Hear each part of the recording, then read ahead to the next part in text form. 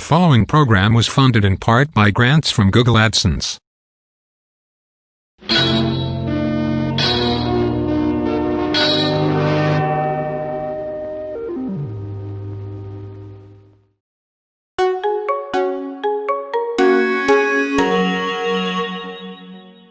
Hello everyone, and welcome to PTLE Season 2.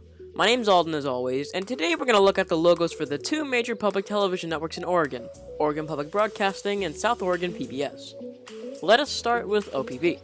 January 3rd, 1923 was the day it all began, when KFDJ-AM signed on from Oregon Agricultural College. On December 5th, 1925, they changed their call letters to KOAC. In 1942, KOAC received OPB's first Peabody Award, recognized for outstanding public service by a local station. The television side began on October 7, 1957, when KOAC-TV signed on for the first time in Corvallis. Soon after, KOAC-AM-TV became the flagship station for Oregon Educational Broadcasting. In 1971, they renamed themselves to the Oregon Educational and Public Broadcasting Service. And then in 1981, they became a separate entity, Oregon Public Broadcasting. Also, something cool is that in the early 2000s, OPB installed the first digital transmitter in Oregon. Now it's time to get on to what you all came for, the logos. So go get a grilled cheese sandwich with some Tillamook cheese, as well as a slice of Marionberry pie for dessert, as you enjoy the motion graphics of this public broadcasting network. It's likely there were some other logos before the first one I'm going to talk about, however, I sadly cannot seem to find any. The first logo I can find is this one, the condensed text. It was most likely seen from 1971 until 1977.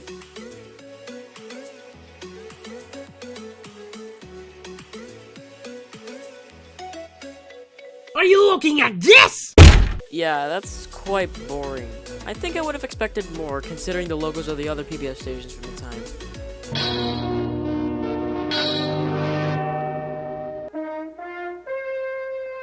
Pre-recorded in the studios of the Maryland Center for Public Broadcasting. Nevertheless, I call the second logo the Wrapping Trees. It was seen from 1977 until 1986, and again in 1989.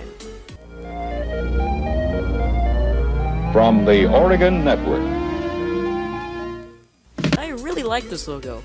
The trees look almost cute in a way, and the colors are very nice on the ice. Here's a bit of trivia. The music is actually a section of the song Toccata by Mannheim Steamroller slowed down to 50%. I sadly cannot play the original music due to copyright, but there's a copy of the song on YouTube somewhere. The next logo was most likely seen from 1980 until 1986, and I call it Spin.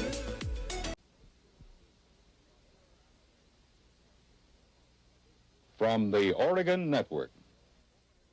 I also have a darker variant. From the Oregon Network.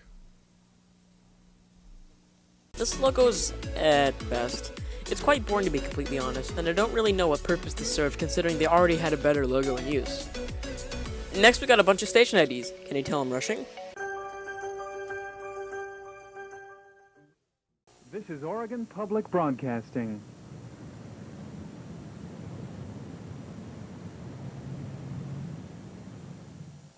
They're fine for 80 station IDs. You can't expect much, and that can be said for this.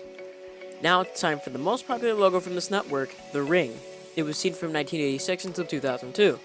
I have three variants. One is normal, one is in 16:9, and one's a local variant.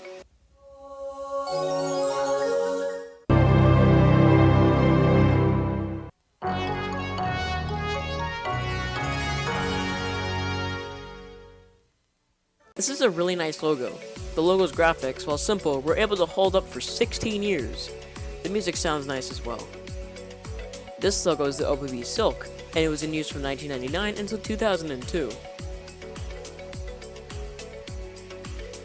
It's pretty nice, but I feel as though it's missing something. I think perhaps it could have some better animation, as well as a nice soundscape tune. It'd help out the logo a lot.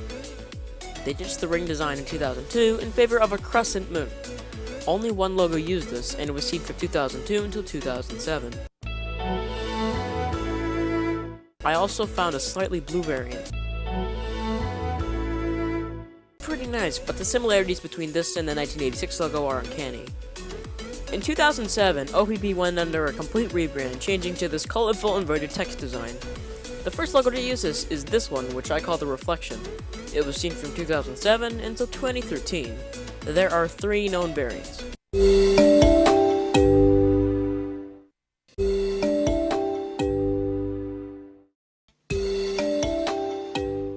first two variants are nice. They have some pretty good CGI for the time, and the colors pop. The third variant, while lazy, is plausible. The next logo debuted in 2013. I call it Geometry, and it's still seen today. There are three bottom text variants. One says Oregon Public Broadcasting, one lists the website, and one has no bottom text. The latter two are silent.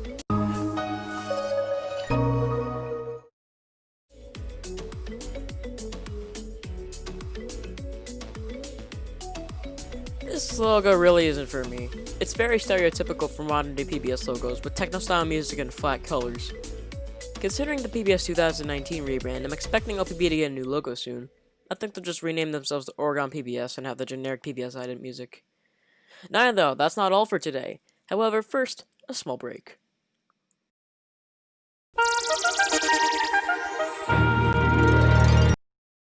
Well, are you refreshed? No! Just cut the video short! Listen, man, I have the right to end the video whenever the hell— No! I'm unsubscribing! Boo-hoo, I'm weeping over the fact some random 6-year-old doesn't like me anymore when I already have over 5,000 others who enjoy my content for what it is. You're just nitpicking me because you force yourself to watch my videos, regardless of the fact you don't care for them. You might as well just make a half-hearted rant video on me with no true points. I will! You're cancelled! Cancel culture is bad. Anywho, our next stop is South Oregon PBS. They serve the towns of Medford and Klamath Falls. The idea for PBS in the Southern Oregon region began in 1965 when Oregon Education Broadcasting negotiated with the FCC to reassign Channel 8 from Brookings to Medford. Keep in mind, during this time, South Oregon was the only region in the state without public television. However, OEB later bailed after some commercial television applicants were filed. They gave the license to Liberty Television, whom eventually sold it again to a then-new non-profit organization, South Oregon Educational Company. With all said and done, KSYS signed on the air on January 7, 1977 with the strongest signal of any other television station in the area. Almost as soon as the first station went up, the South Oregon Educational Company applied for a second station to air in Klamath Falls. This never became a reality until January of 1989, when it finally went on air as KFTS. With all that history out of the way, let's hit to the logos. I got you covered. I'm sorry. I'd hate to be a party pooper, but I'm taking over the segment. This is my show. I'm the host. I run the— Nah, just go. You deserve it anyway. That was a lot of logos and history to talk about. That's true. Well guys, this is Alden signing off with Ollie taking over. Good night.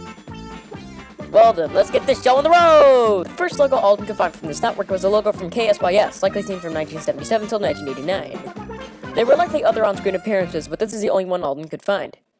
This one in particular was seen from 1985 until 1986.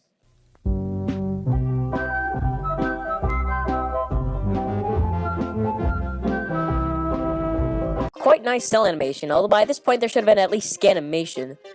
Although I do like the overall design of the logo. Guess how many logos we found from 1989 until 2001? 0! That's right, none. Programs from this time period are practically lost, and you could just wipe your mind of any possibility of finding station IDs. However, we do know what the print logo they used. It's this. The design of the mountains is pretty interesting, but I will say it's a far cry from the 1977 logo. They look more like pyramids than anything else. Anywho, let's fast forward to 2001 with this logo. It's unlikely there was any actual animated program IDs from this time. However, I do have a station ID and an end credit notice. This design was seen from 2001 until 2004.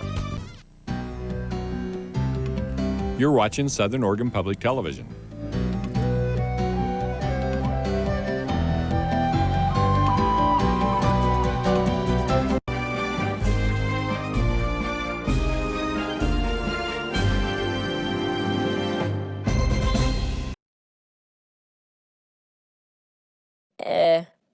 Anywho, we're on to my favorite logos from SOP TV. I call this first one the Travel Sunset, and it was seen from 2004 until 2012.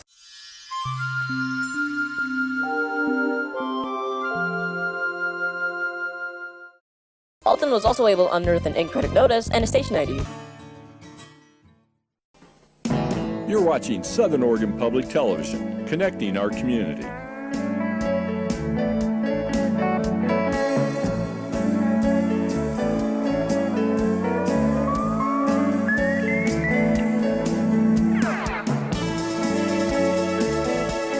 That's a really nice logo. The music is nice, and the animation's quite great. I also love the color contrast between the muddy brown and the clean teal. Sadly, my friends, we've hit the last stop for today. Aww. I know. I wish I could have stepped in earlier, too. Anyways, I call it lens flare, and it's been seen on TV screens starting 2012. There are 3 variants. One's an earlier, more bright variant, and one has a copyright notice.